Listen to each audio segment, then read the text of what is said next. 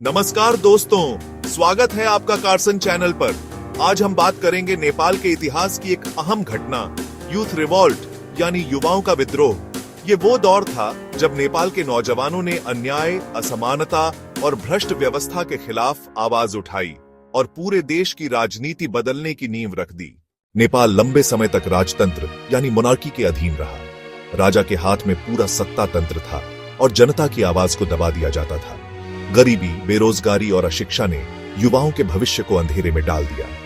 युवाओं को महसूस हुआ कि अगर वे चुप रहेंगे तो उनकी आने वाली पीढ़ियां भी दमन और पिछड़ेपन में जिएंगी। इसी माहौल ने युवा चेतना को जन्म दिया और विद्रोह की चिंगारी भड़क उठी।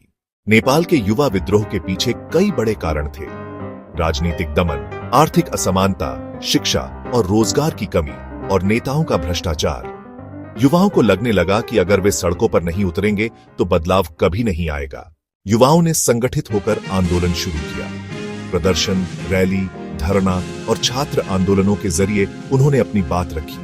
कई जगह पुलिस और सेना से टकराव हुआ, गिरफ्तारियां हुई, लेकिन युवाओं ने हार नहीं मानी। उनकी मांग थी लोकतंत्र, समान अवसर और स्वतंत्रता। धीरे धीरे ये आवाज पूरे देश में फैल गई और एक राष्ट्रीय क्रांति का रूप लेने लगी। इस युवा विद्रोह ने नेपाल की राजनीति को हिला दिया। राजनीतिक दलों को मजबूर होना पड़ा कि वे युवाओं की आवाज सुने। यह आंदोलन लोकतंत्र की स्थापना की दिशा में एक बड़ा कदम बना।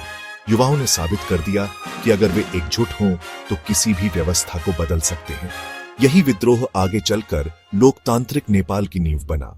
तो दोस्तों, ये थी कहानी नेपाल के यूथ रिवॉल्ट की, जहां नौजवानों ने अपने अधिकारों और भविष्य के लिए लड़ाई लड़ी। इससे हमें भी ये सीख मिलती है कि युवा ही किसी भी देश का भविष्य है। अगर युवा जागरूक और साहसी बने तो बदलाव निश्चित है। अगर आपको ये वीडियो पसंद आया तो लाइक, शेयर और सब्सक्राइब जरूर करें। मिलते हैं अगले वीडियो में। धन्यवाद। Carson channel.